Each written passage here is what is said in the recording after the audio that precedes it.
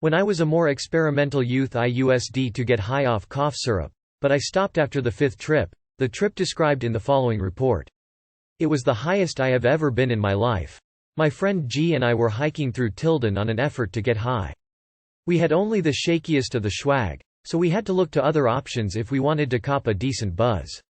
I happened to choose cough syrup, while G chose Budweiser. The form I took the DXM in was easier to swallow than syrup. These little red pills called Drexoral cough pills or something like that, each containing about 50 to 100 milligrams of DXM. I chased about a dozen of these little suckers with Budweiser, which my stomach quickly expelled, but not before I had absorbed a fair amount of the drug. Before I came up completely my friend had decided we leave the wilderness. I recall laying down and complaining of sleepiness, and travel to our buddy M's house. Along the way I lost my stomach, but this made me feel a lot better. By the time we got to my friend's house, the initial confusion of the trip was giving way to true psychedelic experience.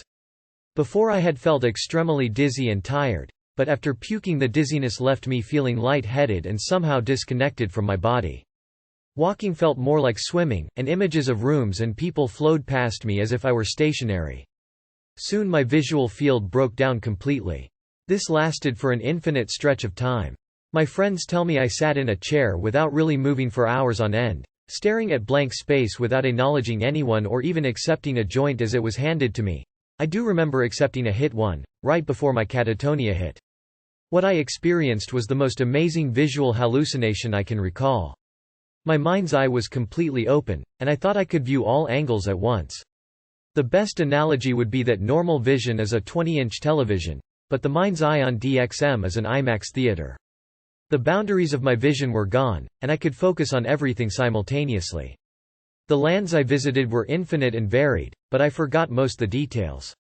One world was an outer space landscape filled with creatures and objects that were constantly in states of transmutation. I stayed here for what felt like eons, before the vision gave way to a Dante's Inferno-esque landscape. The ground was rocky and barren, but the horizon was a sheet of pure hellfire. Within the flames burned the images of the band Metallica. In the real world my friends were blasting, and Justice. I believe that my spirit had left my body during these experiences, and I actually adventure within some of the realms that exist between the perceptual universe. This experience was incredibly exhilarating, and I believe that with further trips some tangible wisdom can be gained therein. However, the drug method of spiritual travel left my body fatigued and my mind weary. My spirit eventually took back my physical body, at which point my eyes snapped open. Of this world I saw only 2 enormously wrinkled snakes, made out of cotton. They were floating in front of me, then on top of me, then they landed at my waist and formed my legs. I realized that now I could walk, and in an effort to prove it I promptly fell out of the chair that had housed my body while my mind flew between worlds.